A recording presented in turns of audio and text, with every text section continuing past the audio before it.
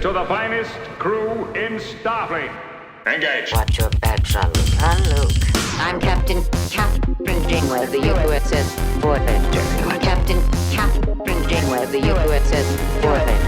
Captain. Welcome to the Greatest Generation.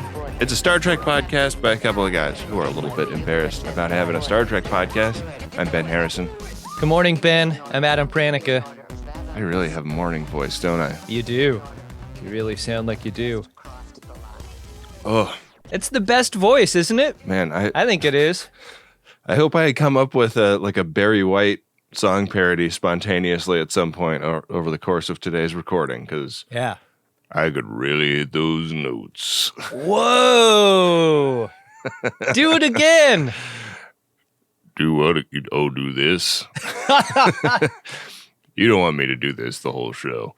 You've never been a cigarette smoker, right? Like, this is all morning voice. There's no, lung damage to this? I tried very hard to be a cigarette smoker when I was in college because I was living in New York. I was in the Village, NYU. You needed anything you could to be cool. I get it. I couldn't do it.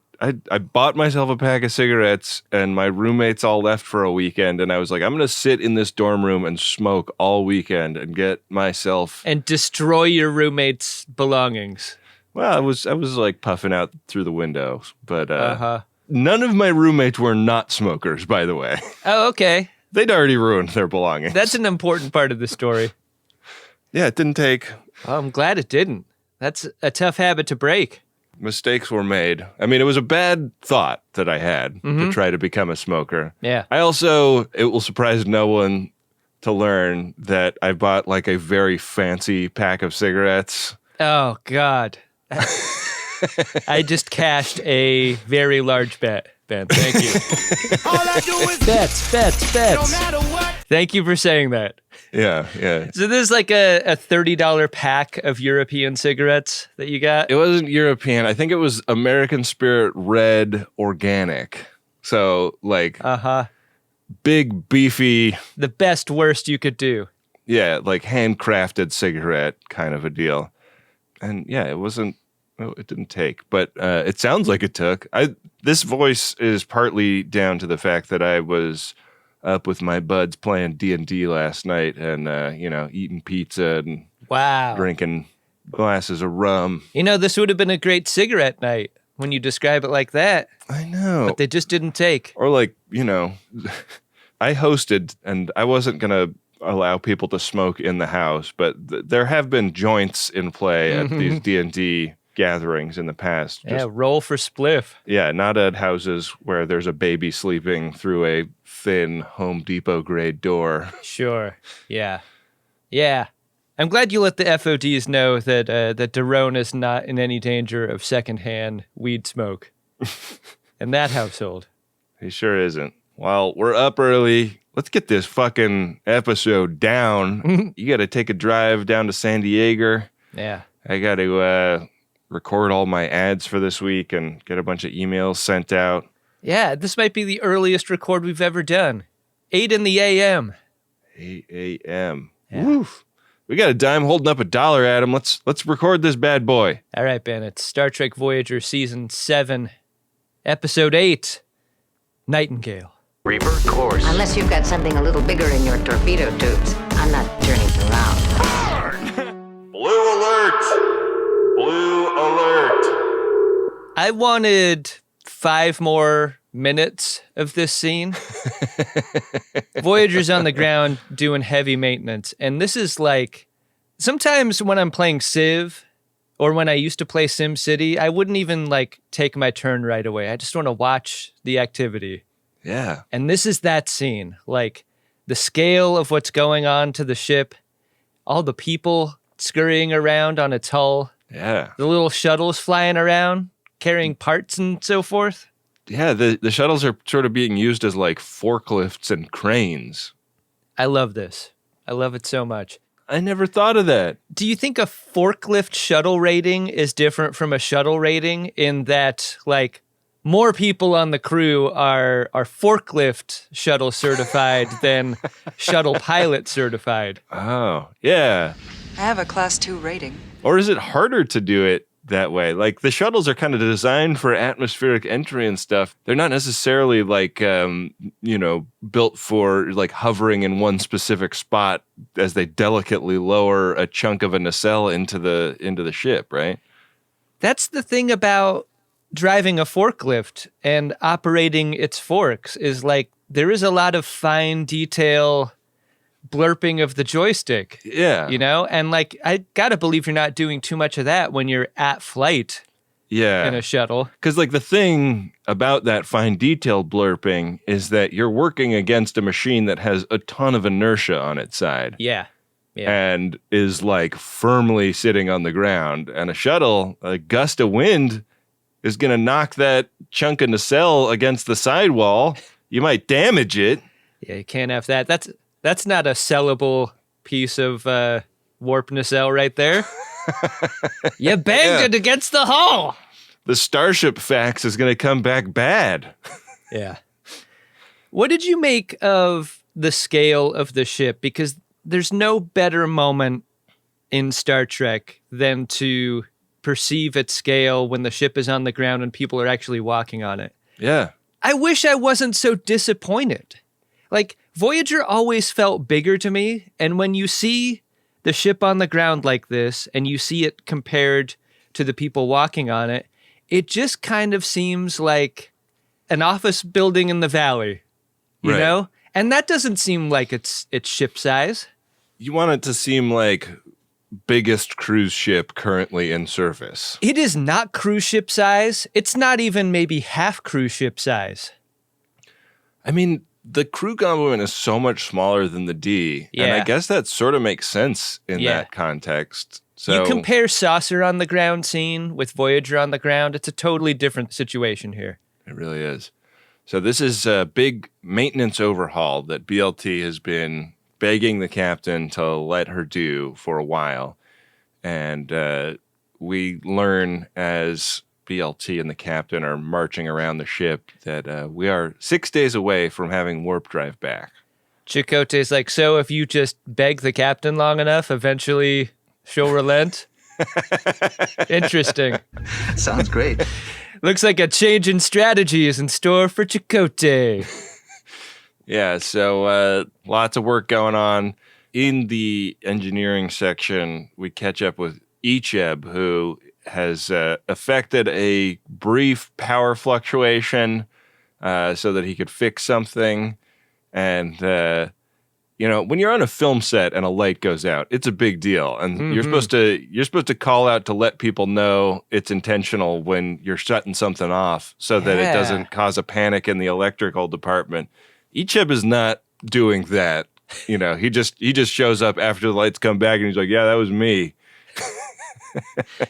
You don't get promotions on a film set for fixing a problem you caused either. No, you sure don't. So, but this does really impress BLT and Janeway. I'd say you're capable of a lot more than delivering pads, Icheb. So Icheb gets kind of seconded to the engineering crew as they do this maintenance overhaul. And I really took exception to the way Janeway characterized this as she marched out of engineering, because she really undermined the rest of the engineering staff. She's like, maybe you'll get something done finally. Yeah, I don't love that at all. That's got to feel terrible. What's with the attitude this episode, Janeway? You've been toiling down in the guts of this ship for 7 fucking years while this captain gets you stranded and then gets you in all kinds of danger on the way home. And then you finally get a chance to do the big maintenance overhaul.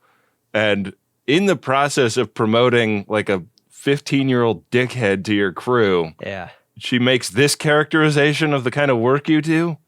I feel like there needed to be an extra tag to why she's so upset and why she wants this done so much faster. Like, maybe the air smells like shit.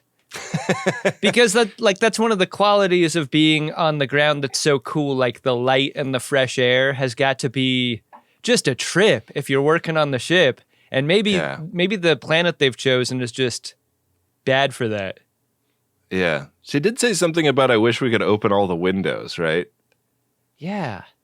Yeah, but like in that exterior shot, the doors are open. Yeah. The cargo bay doors are open and some other hatches and so forth.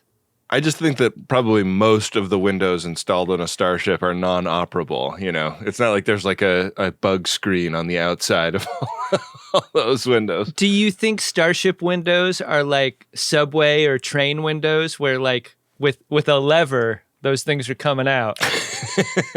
In case of emergency. Yeah. Boy. Probably not. Yeah, I don't think so. You know the Delta Flyers got those windows, right? In the case of a crash landing. Yeah. And that's where Neelix and Kim are at the moment. Neelix sleeping upright. Yeah.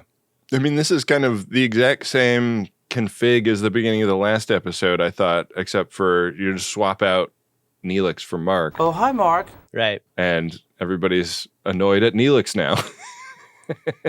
As you would be for any length of time. And again, the Delta Flyer is caught in the middle of a space battle. This time, not one that they are directly involved in. It's two ships set tripping, and the Delta Flyer just happens to be in space in between them.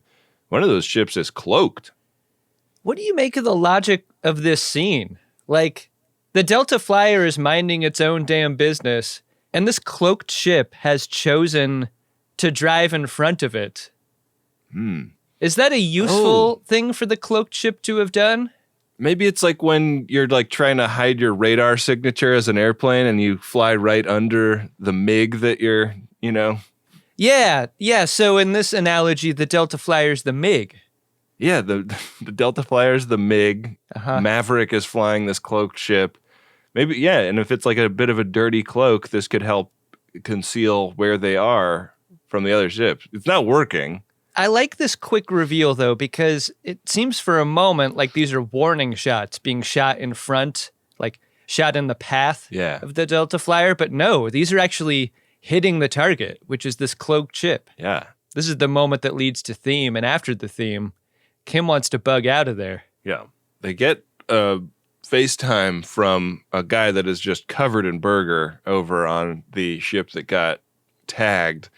And he's saying something about humanitarian mission, and Kim is like, how do you even know that word? My very name is racist. I love how Kim gets 2 bites of the retreat apple. He's like, all right, we're getting the fuck out of here. And then the guy gets on the FaceTime like, help us. And Kim's like, all right, we're still turning around.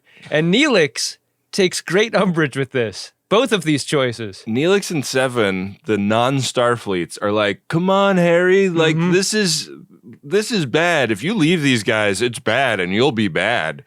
Like, Harry, there might be a lady on board. Covered in hamburger meat. Yeah. There's no girl, not this time. Get up, Harry. He's like kind of citing chapter and verse to them. He's like, the Starfleet policy is that if you're observing 2 alien species getting in some kind of conflict with each other, you don't intervene. And going and helping these people would definitely be an intervention. And we could just avoid the whole situation if we don't. But they really make him feel bad. And so there is an away mission to this ship that has been kind of characterized as a medical ship. Our course is locked in. Do it. Listen to me very carefully, because I'm only going to say this once. This is a crucial moment in the episode. Kim does a little magic trick to the attacking ship and gets them to fuck off before they beam on board the damaged ship. Yeah, he overloads their weapons with a deflector pulse. They should do this more often if this is a thing you can do. For some reason, Kim chooses Neelix as the second in this Dustbuster club. And when they get on board this damaged ship, it's girders all over the place. Oh, man. So many deads and so much burger meat. They should really have a barbecue. The captain caught a girder. Half the crew is dead. Yeah. And these people that Kim and Neelix are talking to, they're not the crew of the ship. They style themselves as passengers. So they're not going to be a lot of help. Ron Glass is playing Loken, who is one of the people that describes himself as a passenger. And Ron Glass has had a great career. He's been in a bunch of other, specifically sci-fi things that I've really enjoyed. You think they call him Mr. Glass? Yeah, probably. Yeah, they got to do that. I thought it was so interesting how he felt super high status the second he walked in, despite not claiming to be in the rank structure of this ship. Does Loken have Riz? Is that what this is? I think he's got the Riz. Like if he had a badge, it would be low as hell. God, yeah, it'd be on the tip of his boot. It's as good as it gets. Yeah, he's great. So, they're talking about, oh yeah, like there's all these vaccines on this ship and we need to get them to our planet because we're in this war with these other assholes. And, this is a bad situation for us. So Kim works on getting emergency power back, and it's amazing. Like, Kim seems to know more about how this ship works than the survivors on board the ship. It's amazing. He's like a magician in there. Yeah. Digging in those computer guts, hitting switches and things blurp back online. No problem. But like the thing that the passengers really want, more than a functional drive or lights or even air, is this cloak. The cloak is the thing they want. More than friends, more than family. Yeah. Yeah, they get the cloak back because the cloak is the thing that is of greatest importance to them. What about the bodies? Should we clean up the bodies? Nope. Nah. Cloak. We kind of like how it smells. Cloak first. So there's also this junior officer guy, and he is like really like, wow, you must be like in charge of everything where you come from, because I'm a junior officer and I don't know shit. And Harry's like, no, I'm also a super junior officer. And it's kind of junior officer without game, recognized junior officer with game here. This guy is Tarek. And he, like a lot of people on the ship, sort of looked to me like they were wearing breadbasket uniforms of the old Romulan kind. You know what I mean? Totally. Really strong shoulders. Agreed on this one issue. An alien loaf that sort of reminded me of Bajoran, the way it folds over at the nose. Mm-hmm. But then they got weird ears too. Yeah. He's got a lot of questions. Questions that for a younger person might sound very annoying. Mm-hmm. But he wants to know, what mean ensign? What means Starfleet? Yeah. Why aren't you a captain, Harry Kim? And Harry's like, man, I can't believe you guys know the word humanitarian, but you don't know the word ensign. Kim is great here. He tries to be positive about their circumstances. He's like, look, I've endured warp drive failures and attacks from alien species and venereal disease dozens and dozens of times over the course of my mission. You guys will be fine. You guys will get through this. In the last 7 years, I can count on one hand how many days it didn't burn when I peed. This guy may not have fucked the wrong woman yet, but he will. Oh, he will. You just got to stick with it, Derek. You think you're having regrets now? That's when you'll have regrets. Yeah. Down the line. We cut back to Voyager. We get another one of these establishing shots of the exterior of the ship parked on the planet surface. God, just want to fucking slam that into my arm. Yeah. The best. Then we go to a cargo bay where Icheb is doing some work at a console while having sad desk salad. He reads as kind of a Tannenbaum here, doesn't he? Yeah, I guess so. I was also just distracted by like the upright barrels on top of high shelves all over this cargo bay. Yeah. Those are backbreakers right there. That's what they're called after the incident with Worf. Yeah. When Klingon B'Elanna walks into the room, I'm like, no. Ben, say you're a food stylist on Star Trek. Okay. And your task is to design a plate of food for an alien. And it's very important that the design of this food is to look like fucking dog food, like Nutrinuggets, like bland, uninteresting, unpalatable, whatever. Yeah. Nutritional supplements, replicated to meet my metabolic requirements. Sounds delicious. You'll look at this plate of food that Icheb's eating, Yeah. This looks like nachos, right? This is a plate of nachos. How do you miss like this? It looks like unloaded nachos specifically. There's no cut up pickled jalapenos. There's no cilantro. There's no pico de gallo. So I'm mostly getting just chips, like mostly just chips, like nothing on them. Icheb, is this your idea of a bland meal? You know, it actually doesn't look that dissimilar from like a less wet version of what I've got over here. Yeah, from here, when you do what I do, it's mostly chilaquiles. Just mopping those around on the floor. What I wouldn't give for a crisp chip. Hey, why don't you have cilantro? You have the luxury of cilantro and you're not taking advantage of it?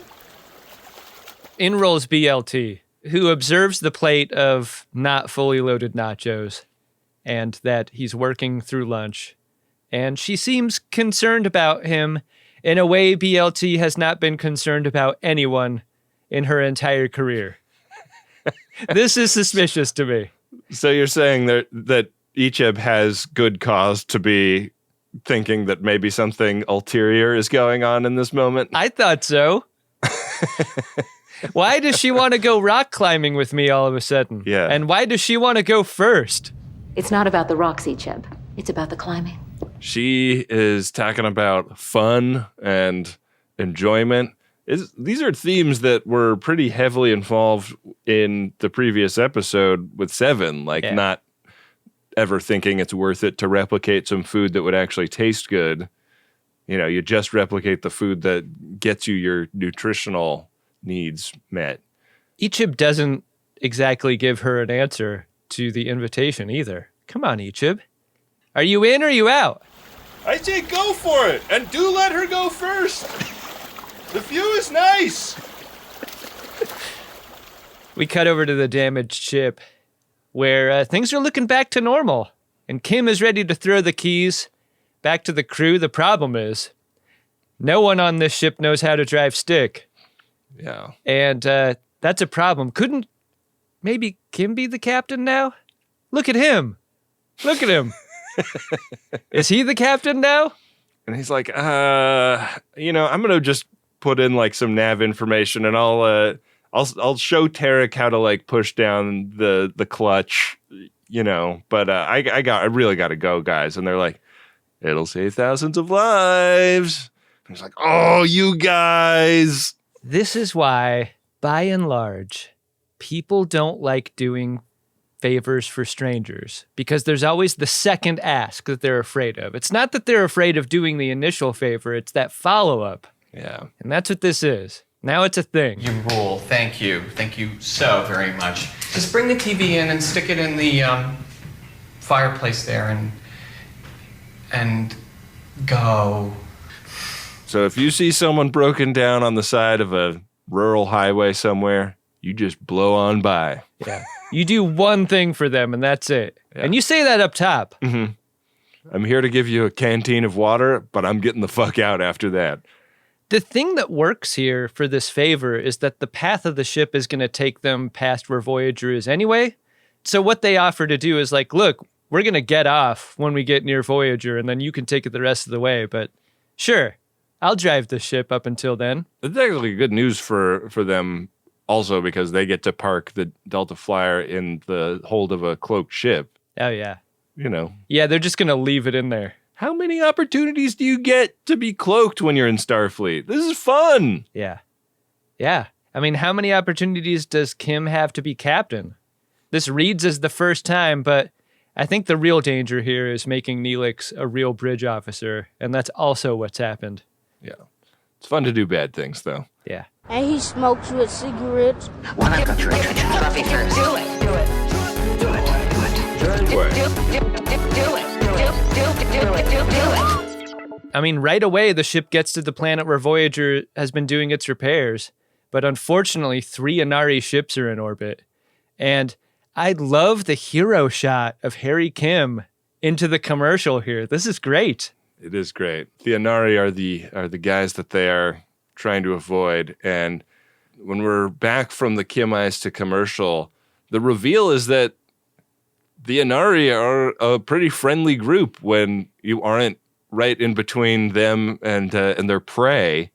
So Chakotay and the captain are giving this Inari dude a tour of the ship and talking about trades that they could be getting into with each other.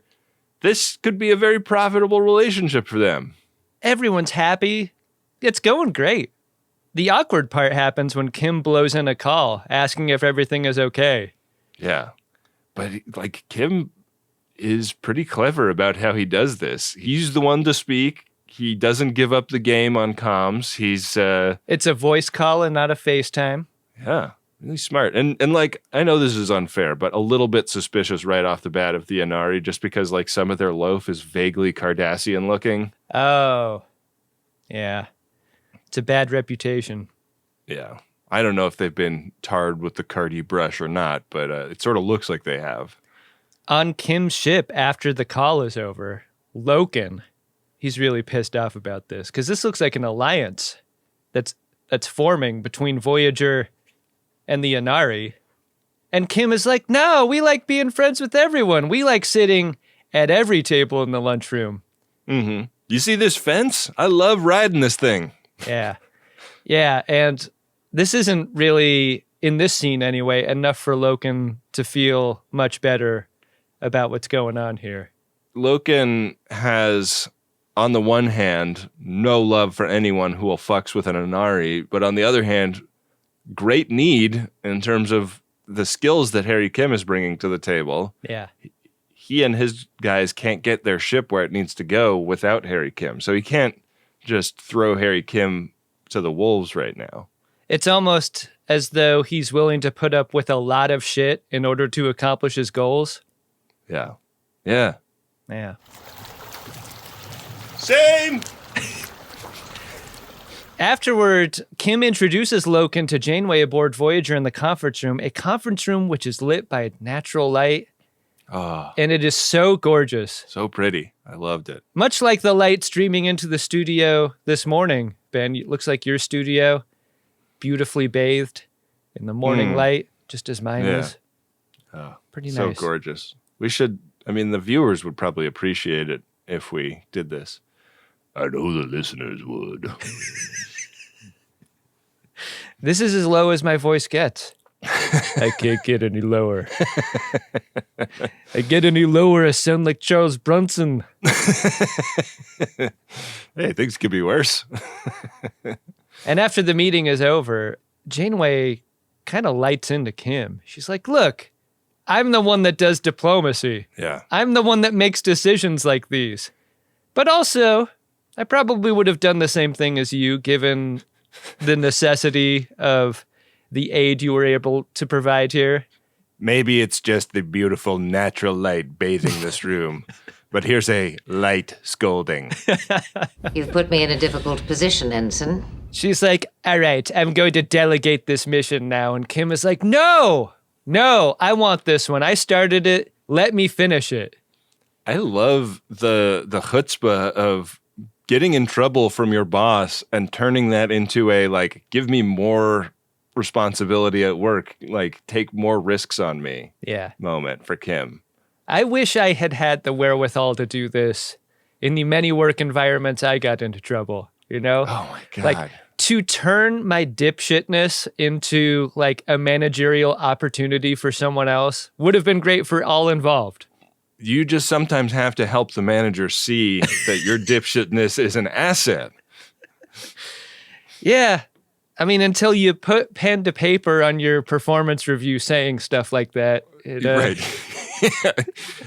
Adam is chaotic and often misses meetings for no apparent reason.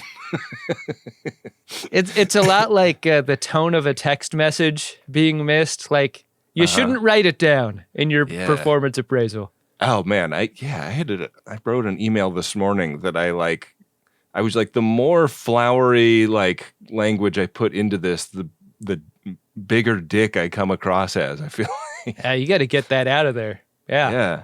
It was just a question and I just deleted everything that wasn't the question. I hope this email finds you well. What the fuck is happening? Have you noticed that Harry Kim kind of has a catchphrase now? The what the hell is going on? Yeah. But I don't think that's his. I think Riker started what the hell is going on here.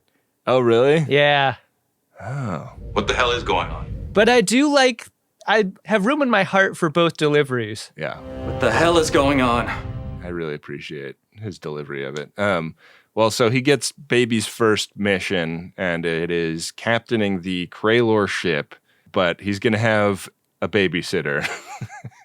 And this is maybe the most insulting part of the entire thing. Janeway's like, well, Seven's not in the rank structure, so she'll go with you to keep an eye on the situation, but you'll be in charge, kind of. Fucking Seven cannot get out of babysitting duty, can she? It sucks. Did she prefer babysitting Icheb or babysitting Harry Kim? I don't know. I have no idea. They both seem like a bad deal for her, right? Yeah.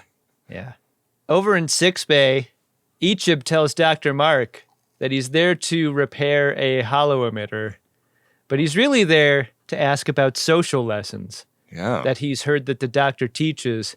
There's a reason for this, a hypothetical reason, and that is what to do about someone having a crush on you. Yeah. He has observed some things that he is interpreting as signs that BLT wants to fuck, and he would like to just have a little bit more, a few more tools in his toolbox to interpret these signs and to be really sure what he thinks is happening is actually happening before he takes an action. Do you ever think about how quickly Icheb has matured since arriving on the ship? Like, a couple of months ago, Icheb was a Borgs. Yeah. Having, gone through the maturation chamber process. He's new to solid food. And now he's asking about crushes and shit? Yeah. Hey, doctor, what's this boner about? Well, I mean, that's partly got to be his age, right? Like, when you're that age, the testosterone flooding your system is kind of hard to ignore. Yeah. Now that I'm 40, it's great. I don't have to think about it ever.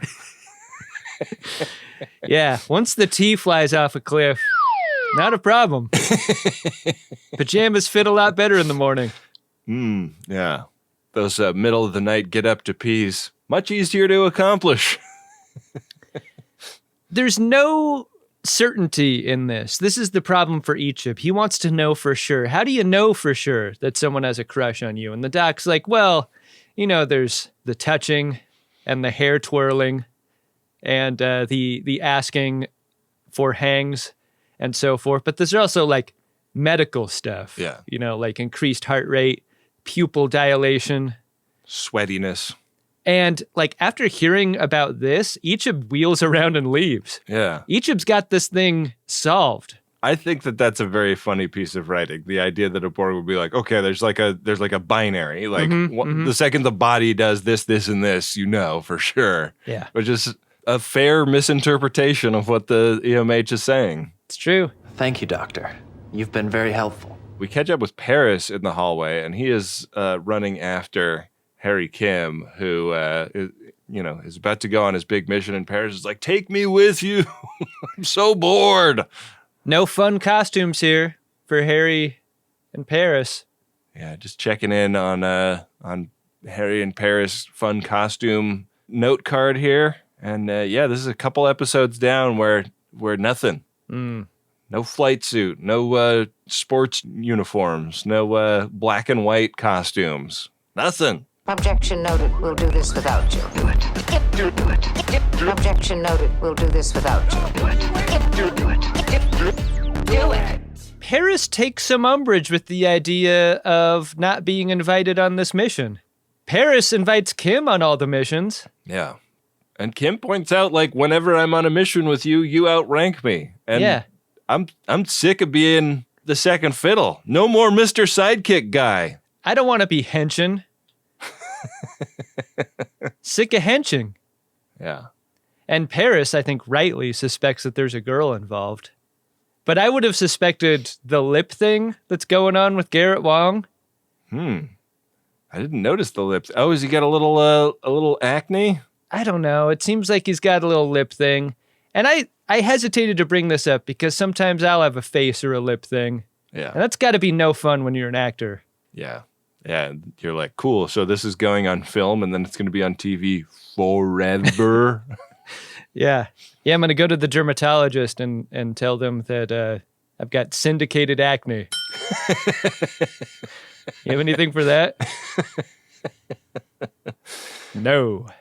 Kim winds up in Neelix's restaurant, and Neelix comes up to him with a couple of lunch options, and Kim is like, I'm not really sure. I'm just here to do a little work on my iPad, so just bring whatever's easiest. Your service is too slow. Are you telling me you have to go up to every customer and tell them what the specials are? You obviously need to put the menu on the wall. Shut it down! The POS system is just 2 giant colored blocks for clomique soup and eggplant parm. The advice that Neelix gives is like, the captain comes in here. She shoots from the hip. She knows what she wants when she comes down here. And if you're going to be taking on a captain-y role in your mission, you got to have that kind of confidence, buddy. That's easy for Neelix to say. The captain always orders vegetable broth. Like, she has her power order. Yeah. What I would have done if I were Neelix is like, you got to come up with your order. That's your thing that you get every time. That is not what happens. But I did like that Kim ordered the soup, because we know to be a truly confident Starfleet captain, you got to have your captain soup. You really do. Yeah, and then you take your leftovers in a thermos. Yeah. Put it right there on the chair next to you. That's what the greats do. Yeah. Here's the thing with a choice like this, Ben. It's less about soup versus eggplant parm and more about what kind of day do you want to have after lunch? Again, this is where you really shine as the co-host of this show, because I'm never thinking in those terms. I'm like, oh yeah, the eggplant parm sounds a little heartier. I'm going to get that. That would absolutely be what you order for lunch. And there is a 0% chance I would order eggplant parm for any lunch, ever. One of the great joys of going out to lunch with you is whatever I order, you just like shake your head and marvel. You're an incredible machine, Ben. So Harry takes the bridge of his new ship and, kind of shows Tarek where his station is, but then kind of does Tarek's work for him the second he sits down. Move! Good deal for Tarek. Yeah. Was that so hard? Harry Kim learns that this ship just has kind of a number and a description. It does not have a name. Yeah. Yeah, I think he can do something about that. Yeah. I thought he should have named it after an ex-girlfriend. The Seska. That would have been fun. I mean, that's Chakotay's ex-girlfriend. That's a power move if he tells Chakotay that he named it Seska. She's a vicious, life-sucking bitch from which there is no escape. I think that there's a pretty good chance that Harry knocked boots with Seska at least once. Seska. She a real bad bitch. I lasted 22 minutes. Gonna dance floor. She wouldn't do something like this. Now she twerking, she throw it out and come back in. He dubs the ship the Nightingale, and the way they warp. Is that problematic?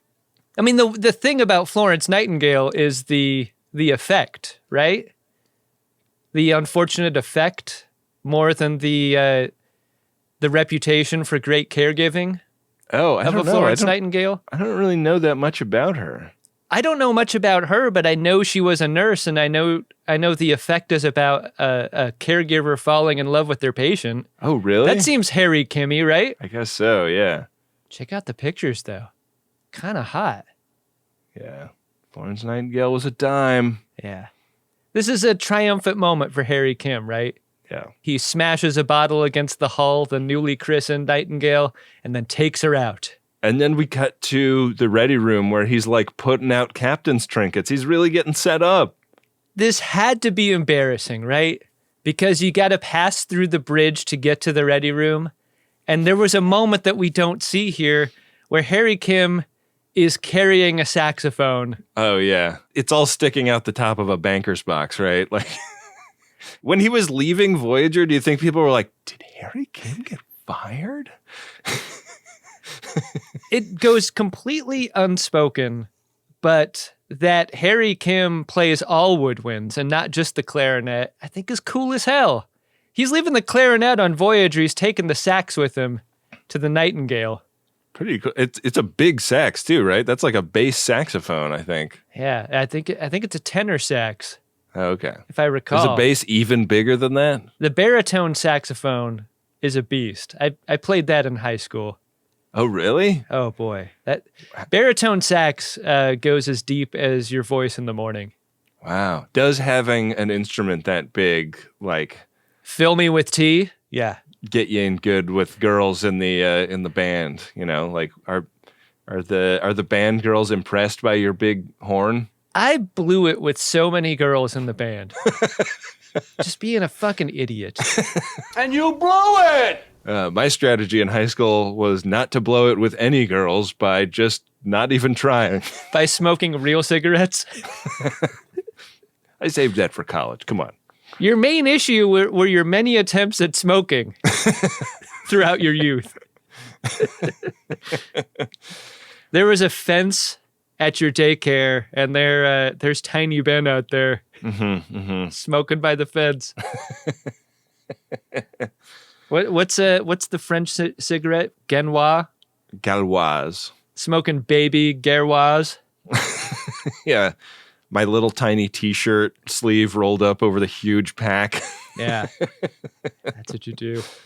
Seven comes in. She's got the hourly update on how the ship is going. And she's like, what are you doing? We're staying in this hotel for 2 nights. You don't need to put stuff in the dressers. Like, what are you talking about? Just leave it in the suitcase, man. We toured so much this year, more than we ever have.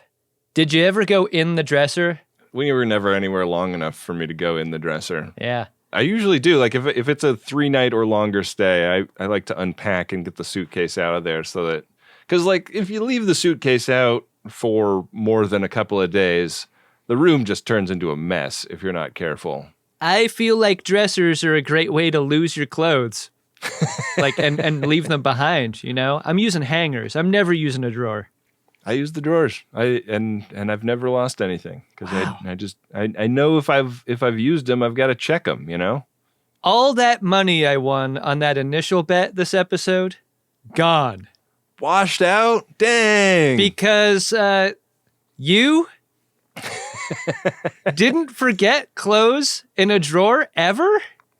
No, never once. I'm really impressed. That's awesome. I do lose shit, but not that way. I love Seven's take here. Can't believe a saxophone is in your ready room. It's incredible. Why have you brought these items aboard? It's not a good use of your time is what she's saying. Yeah. And further bad use of your time is giving everybody commands and then going ahead and just doing the command for them. Yeah, the coolest part about being a captain is just delegating and then sitting back, drinking your soup.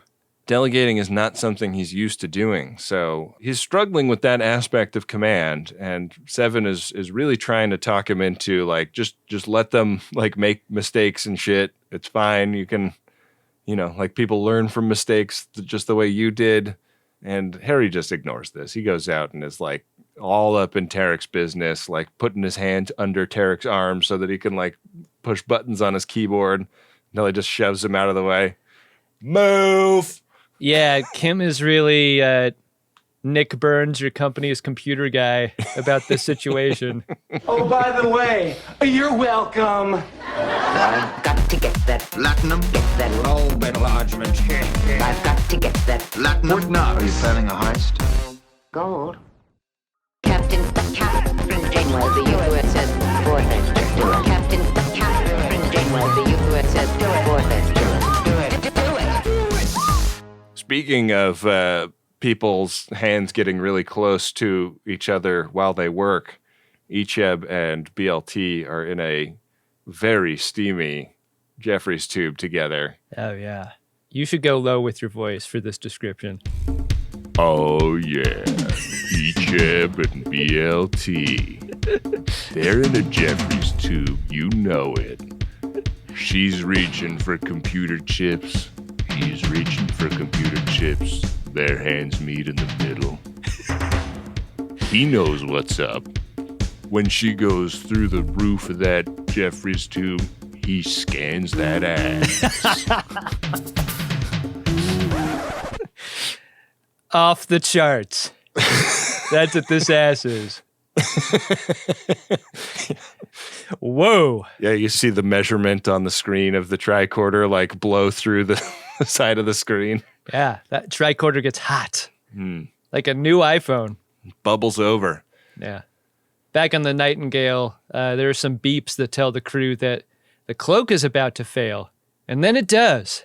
And in the cloakroom, it's clear that Loken wants to be careful. This is a very important piece of tech, a very high dollar value.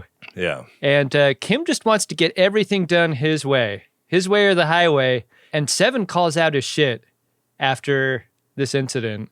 He's not letting these people learn or gain confidence. Do you get what I'm saying here, Kim? Do you understand? Like now 2 full scenes about this. Yeah. You're a bad captain, Harry Kim. That's the point that I'm trying to make here. You fucking suck. Yeah. And it's like it's like they get the cloak back, and then it's like a smash cut to another experience where the cloak is failing, and now Inari vessels are catching them, and it's like a lot of them. 6 vessels. They're gonna get killed. Do you think there's a number of enemy vessels? Like, you think there's a rule when you're writing Star Trek about how many is the max? I feel like 6 is the max. 6 is a lot, yeah. Unless you're doing like a Dominion War scene, yeah. 6 is probably where you cap out. Yeah, they don't have the defenses for 6 ships. The scene was very interesting to me because it suddenly seems so potentially deadly, and I don't feel like Kim really gave voice to this in his conversation with Janeway. Like, I know that Seven and I will be putting our lives on the line for these people, but I think it's worth it, for the vaccines or anything. Like, it seemed like a pretty low stakes adventure he was asking for permission to go on. Yeah, it seemed at the time that this was going to be like harbor master duty for Harry Kim and not war, which is what it turned out to be. Now the Inari are gonna shoot his ass. I don't know, just trying stuff. Poor Seven tries to repair things in another area and gets a blast of rocks to the face. Both she and another person go down because of these rocks. What are they doing keeping decorative rocks in your engineering area? We found these in the garden section of our local home center, and we've loaded a bunch of panels up with them for a nice festive look. Now, when you buy these, you're going to want to buy them in square yards. Yeah, so that's the cloak area of the ship, and Dela gets sent down. She's one of the other civilian people on board. She gets sent down to try and fix the cloak while they do evasive maneuvers to get away from these Inaris. And when we cut down to the room where the cloak is, we see Dela like dragging Seven's body over the threshold of the door and then closing the door behind her. She's like fully put herself in the Spock box here to get ship out of danger. Yeah, she's great. Real hero turn. Yeah. If they open that door back up, they might flood the whole compartment. I know. Yeah. So this works. They get away, but Seven is, passed out in a stateroom. And Loken comes in and he's like, how's she doing? And Harry Kim's like, man, well, I'm glad you're here. You're a very talented doctor, so why don't you tell me? Unfortunately, Loken is Dr. Nick in this situation. Hi, everybody. Hi, Dr. Nick. Not all doctors are the same. This is where we get Harry Kim's signature catchphrase. Yeah. What the hell is going on? I don't know what you mean. Maybe the best captain's move Harry gets in this episode is ordering the one-on-one in the ready room, right? This is a captain thing to do. Yeah. You and I need to talk. Alone. My office, now. In this ready room, Loken is distracted by the saxophone, right? What is that? What do you do with it? Is it some kind of cooking device or a weapon? As curious as Tarek was about, what mean ensign and so forth, what means saxophone? Yeah. Is what Loken is thinking. There was a really nice framing choice at the beginning of the scene. There's a circular wall sconce in Harry Kim's ready room, and when he walks in, it perfectly frames his head like a halo. Wow. And I thought it did a really nice job of conveying the idea that Harry is like kind of an innocent here, but he is finding out in this scene that this was never a humanitarian objective. This is a military mission.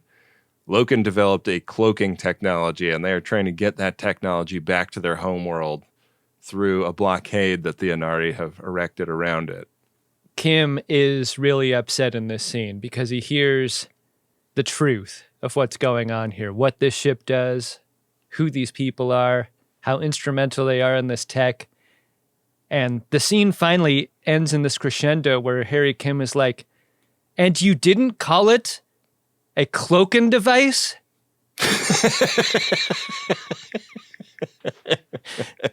It's such a missed opportunity. What are you doing? They'll remember you forever for this. Yeah. You always name it after you. Yeah. Your name would be right in there in one of the key technologies that your people have. Yeah. You blew it. You blew it. And he's so disappointed in Loken for this specifically that he's like, all right, we're turning around. We're going back to my ship. We're going to talk this out with my captain. This is a little bit above my pay grade. And so he goes out and he goes to Tarek. He's like, all right, man, turn her around. Head right back to where you picked us up. And Tarek doesn't do it. And Harry's like, okay, you're relieved. Like, this other guy will do it. And no, come on. Like, none of these guys have any incentive to follow your orders if it doesn't suit their needs. All of the energy of the mutiny scene in Crimson Tide, like, what that energy feels like. Yeah. This scene is exactly the opposite. Cobb does not side with Harry Kim. No, not at all. Poor Harry Kim. Yeah. Harry Kim should have been made to take a saxophone out of the ready room after this. Yeah. It sucks. Loken just breaks the saxophone over his knee. Yeah. Tonal shifts don't get any more abrupt than cutting back over to Voyager where Paris runs into Icheb in a corridor.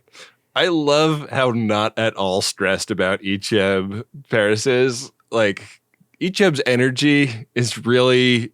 Icheb has been putting horny on main this whole episode, and we haven't seen Paris directly observe that, but it's just impossible for me to imagine that Paris hasn't seen what's going on, just given Paris. You've been seeing a lot of my wife lately. Should I be worried? I love the energy that goes I'm so confident in my own relationship that the idea of there being any threat to it is insulting. Yeah. And I wish to insult you with the idea of that. Heard you're going rock climbing with wifey. Enjoy. Yeah. You should ask her to go first. Yeah. And Paris challenges him to a car race on the holodeck. Paris's energy here is yeah, whatever.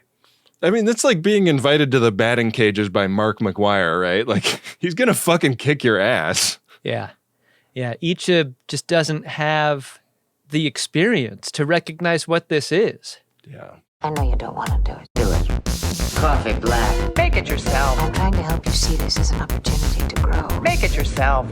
Do you think that there's subtext in this scene that like Paris did this intentionally? Like Paris like knew that Icheb was up to something and is like, I'm gonna go just like I'm just gonna Cal Hudson the hell out of him. He's gonna realize that this is not something that he should pursue, and in fact, something that he should run as fast away from as he possibly can. Or do you think Paris is just unthreatened and doesn't even think about it at all?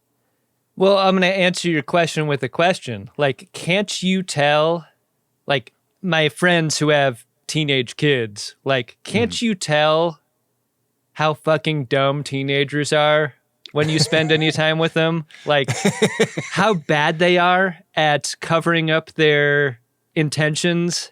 I feel like this is just an adult and a teenager having that kind of relationship. Like, it's obvious to Paris what's going on here. And I think that makes your insinuation correct. Yeah. Like, he is fucking with him. So on that theory, this fucking works great because Icheb goes into engineering and is like, hey, listen, BLT, I got bad news for you. This is like the student telling the teacher that they can't be together. And the teacher's like, what? Okay, sure. Go out to recess. And then she laughs and laughs about it in the lounge. As much as it hurts, I'll just have to face the truth.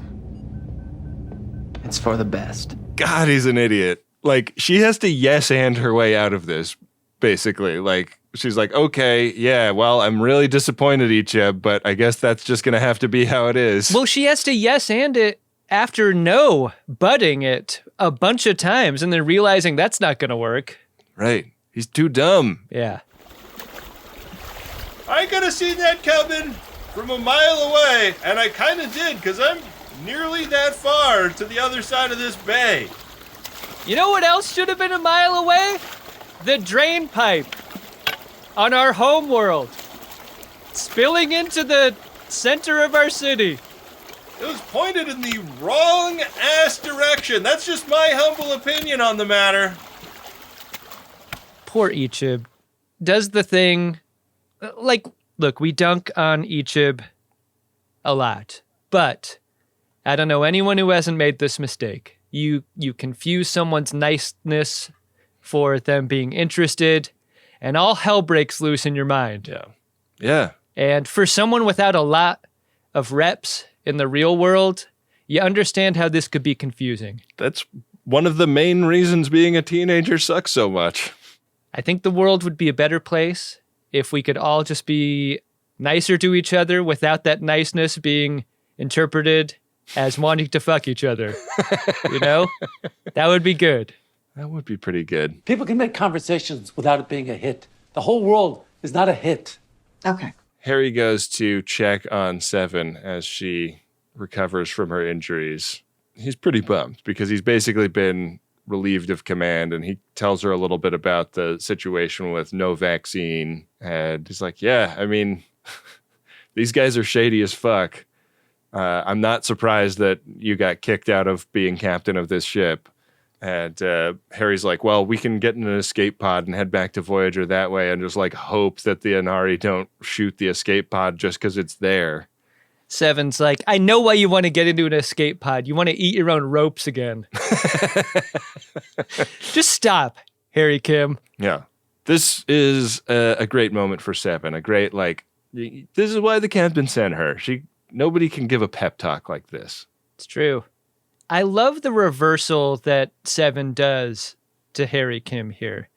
She turns retreat into encouragement. Like, these crew people feel very capable without him, but somehow Seven makes the case that they're going to die without him, without his great leadership and knowledge.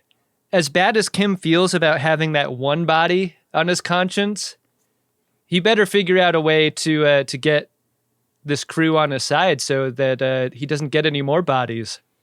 This is a video game that you cannot rage quit. So yeah, up on the bridge, we find that there is some kind of scanning system that's been put around the Kraylor homeworld. Are they Kraylor?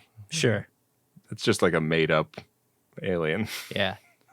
Don't you agree with me that like season 7 Voyager alien are like all one-offs and they all feel like one-offs? Like they don't put as much work into like what these people are about because it's like we'll never see them again, so who gives a shit? Did you know at the time that season 7 would be the last season of Star Trek Voyager when it was coming out? Oh, I don't know. Like, I wonder to what extent that changes how you watch the show. Like, this is it for them. Yeah. I'm not that interested to begin with, but I wonder if in the late 90s when you're watching this, if you're disappointed at the lack of story here. Right. You're like, man, like I hope we get a few more episodes so we learn like what this war is about and whether we sympathize with the Kraylor or the Inari more, you know? Yeah.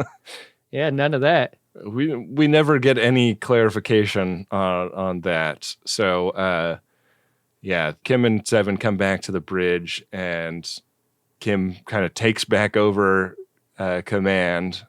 This is the most unbelievable part of the episode to me. Like, he walks on the bridge, and Loken's like, here, wings him the keys. He does nothing to earn this. Yeah, other than just, like, knowing what he's doing way more than anyone else. He's got that confidence when he chooses to demonstrate it. Yeah. So meanwhile, on Voyager, which is still grounded, they get a call from the Inari guy that they were talking to before, and he's like, hey, so deal off. All of the dilithium and shit we were going to trade with you is now off the table, because what the fuck? You're helping our enemies? Yeah. And Janeway's like, wait. Janeway's like, don't destroy us. Escort us. Yeah. We definitely don't shoot escorts. Yeah. Grim Reaper's visiting with you. They know all about what happened with the Delta Flyer and the Kraylor and everything. And Gerald is like, you know, you better get the fuck out of here. Like, I don't want to have to shoot you off the surface of this planet. Yeah, it would be easy for him. Janeway's like, all right, well, we'll take this escort. We'll have to get rid of them at some point. And away they head. And we cut back to the planet where Harry Kim is trying to get through this, like, cloaked ship detector field that the Inari have erected around the Kraylor homeworld. And it's not going well. Like, every time they get hit by one of these waves, it reveals their ship a little bit, and Inari ships are shooting at them, and the bangers are coming fast and intense, and the ship is about to come apart. And this is when Harry does a very Kirk-like maneuver. Yeah. He surrenders. Really does feel that way. Pretty fun. Yeah, I liked it. There are conditions to this surrender, though. Got to give us some time to stuff people in escape pods so that they can eat their ropes on the way to the planet's surface. Yeah. And the lead Kraylor guy's like, what? You don't have to be that graphic with what's going to happen on the escape pods, okay? And Harry's like, no, seriously, try it. And he's like, no, I don't think you understand. We've been in space for years researching this cloaking technology. We haven't had access to pineapple in a long time. My semen just tastes like semen. Everyone on the Nightingale is pissed. You surrendered? This feels like Kim's going to lose the crew a second time. Yeah. But this is a trick, because Kim's idea is to do the thing that he did at the very beginning of the episode, using the shield polarity in order to slingshot the Nightingale toward the planetary defenses, past them, and into safety. And they do that in a very exciting scene. This works great. Yeah. They're just barely faster than the ships chasing them. Mission accomplished. Yeah. With like a minute and 30 seconds left in the episode, the Voyager shows up at the Kraylor homeworld, and a ship comes out of cloak behind them. And ultimately things went well for Kim. It sort of seems like they get some of their trading done with the Kraylor. Seems like it. Like, it was a little unclear to me, but yeah, it not a total victory, but I think it was a great learning opportunity for Harry Kim. Hey, you know what would be fucking great to trade for? Cloaking technology. Mm-hmm. That would be good. Guess they don't need that. Well, the Romulans would be pissed if they found out about it. Yeah. So Kim's back in the mess hall, and it's decision time. Souffle or lasagna? I'm not eating either of those for lunch. No? Oh, I love a lasagna. Give me the lasagna for lunch. That's half the fun of making a lasagna is you get lasagna for lunch the next day. Lasagna, za! Lasagna, pizza, za! Next day lasagna is superior to night of lasagna every time, right? Yeah, it really rolls. Really tightens up, doesn't it? It does. All those flavors meld into each other. Yeah. I made my my famous lasagna for my in-laws when we did our little Thanksgiving trip. Big hit. Famous lasagna. You should have seen the fistful of Lactaid pills my my mother-in-law had to consume in order to get this lasagna down. Good for her. Yeah. But I pulled no punches. I hit that thing with cream. I hit that thing with all the cheeses. Wow. Did you serve it with Adam's famous garlic bread?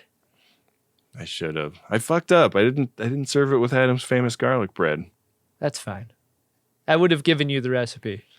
So yeah, Harry Kim talking to Neelix about, being a captain was an interesting experience, but I guess you could say yo soy marinero. Yo soy marinero. No soy capitan. No soy capitan. No soy capitan. That's the end of the episode. Did you like it, Ben? I'm really easy to get along with most of the time. But I don't like bullying, I don't like threats, and I don't like you. Understood. I thought it was a pretty fun episode. It's definitely feeling to me like the half-assedness of the alien design is starting to kind of grate on me in season 7.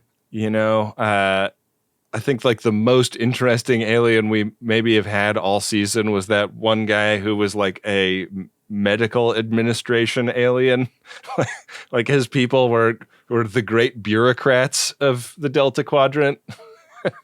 And that's a pretty funny idea for a Star Trek alien. But I liked all the themes of heavy lies the head that wears the crown for Harry. I think it's pretty late in the game for him to be getting his own missions on this show. And I'm glad that they're doing a little bit of that. And I thought the struggles that he went through were interesting.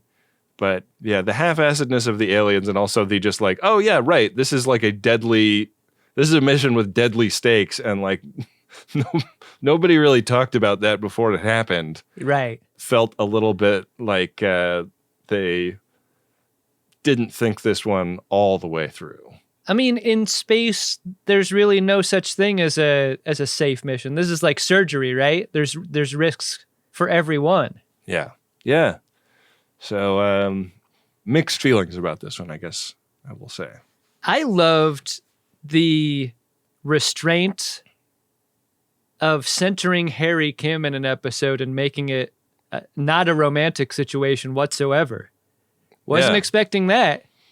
I mean, he probably nailed Dela, right? Before she went and Spock boxed herself. Got to do that, yeah. He was stating the obvious again. She's dead. I also like the restraint of not, you got to make Harry Kim look like a dope this episode, but they didn't make him look like he made his own extra pips and put on a red uniform or whatever. Yeah. To be captain of that ship. He didn't go all the way in a way that I enjoyed. Yeah. I liked the episode. I thought it was fun. It was fun. You're not wrong. And plus, Voyager on the ground. Give me all of that. Give me all that Voyager on the ground. Well, Adam, do you want to see if anything puts it on the ground in the Priority 1 inbox? Oh, yeah. I'm going to head there straight away. Priority 1 message from Starfleet coming in on secured channel. Need a supplemental income. Supplemental income? Supplemental. Supplemental. Yeah, it's extra. The interest alone could be enough to buy this ship. All right, Adam, our first Priority 1 message is of a promotional nature. Goes like this. You may know that Captain James T. Kirk is canonically from Riverside, Iowa, but what my column presupposes is, what if Big Rod only acknowledged that status after 38-ish years of trying to fight a city of like 1,000 people? I'm an award-winning local journalist and columnist, and you can read my 1,800-word article on the matter at southeastiowaunion.com or probably by Googling it. Look for the headline, Riverside Rejoice, Trek Relevance is Canon at Last. This is sent in by Kaylin McCain, and the call to action is, go confuse my editor by giving my column more views than we have readers. This has got real Biff Yeager vibes, doesn't it? I really like this. Let's brigade the Southeast Iowa Union and read this article.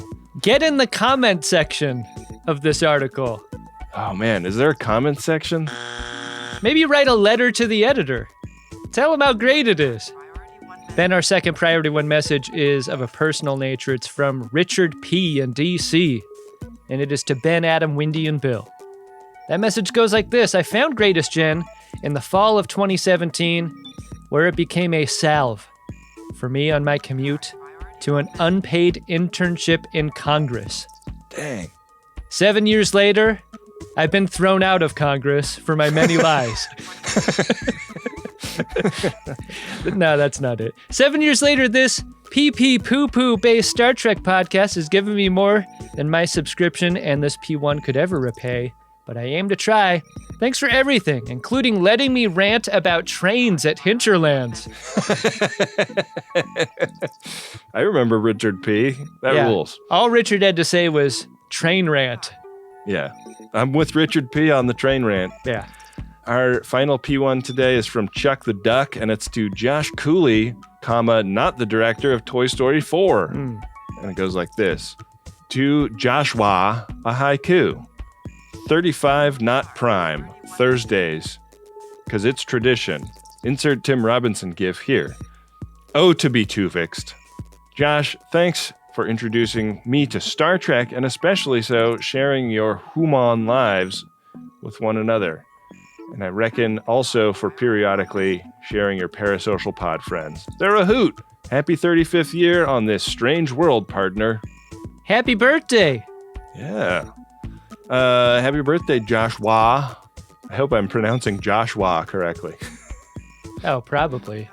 There's a pronunciation guide, but it references Adventure Time, which I have not seen, unfortunately.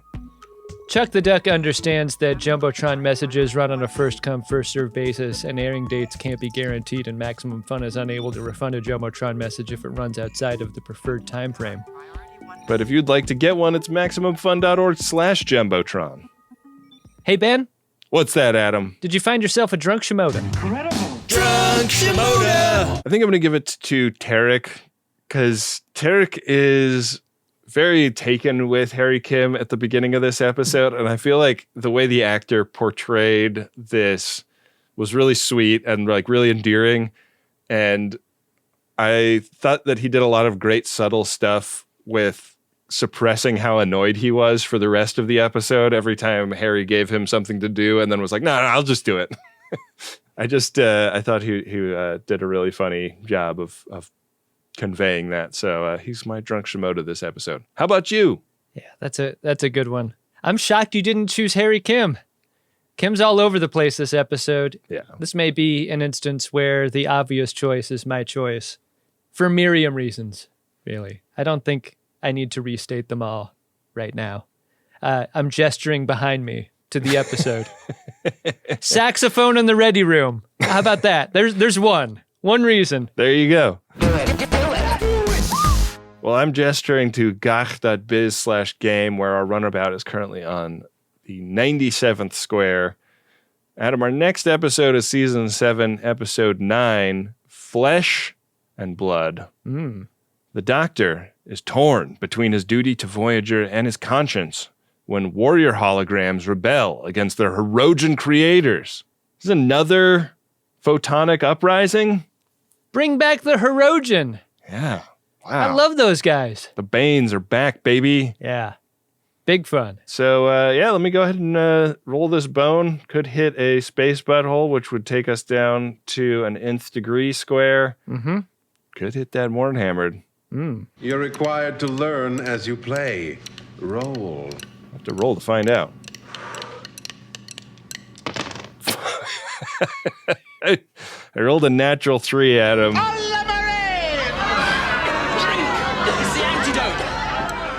Our next episode, we will be getting terribly, terribly drunk. I'm sorry to say. Oh, that's fitting. Wow. Power hour again? Again. What the fuck? Jesus Christ. Good thing we got that mead. Yeah. Would mead kill us in a power hour context? It's 6%, 6.5% alcohol, so it's not way more alcoholic than your average light beer. All right. Sounds like a deal. All right. Well, we got a lot of thanks to give. Thanks to the folks that support at MaximumFun.org/join. Thanks to Wendy Pretty, our producer. Thanks to Bill Tilley, our card daddy, who runs the @GreatestTrek social media account. Big thanks to Adam Ragusia, who is hard at work on music for the next iteration of The Greatest Generation. Yeah. Check out his YouTube channel. It's so great. I think that's just about it, right? Yeah, that's it. That's all it needs to be this morning. With that, we will be back at you next week with another great episode of Star Trek Voyager and an episode of The Greatest Generation Voyager, where Adam and I will probably be so drunk that we think that our own holograms are rising up against us. Hey, Ben, have a good rest of the day. Hey, you too, buddy. Make it so.